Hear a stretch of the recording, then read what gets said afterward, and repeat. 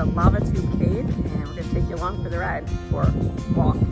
Oh, it's like 100 degrees out here in the desert, and you can feel the cold air, like air conditioning coming out.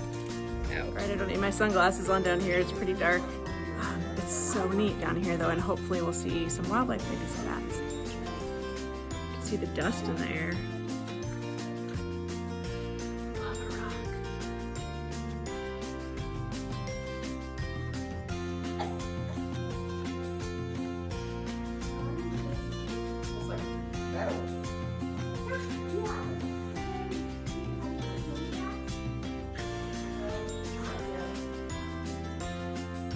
It's like an oasis in the desert. It's nice and cool in here.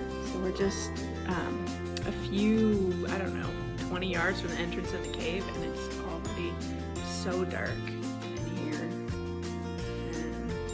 can't even see anything. Hey, shine the light over here, Eli.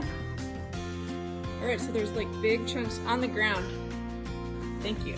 There's big chunks of rock on the floor of the cave, which makes us just a little nervous because these had to have fallen. So we don't know how far we're gonna go back in here. Golden.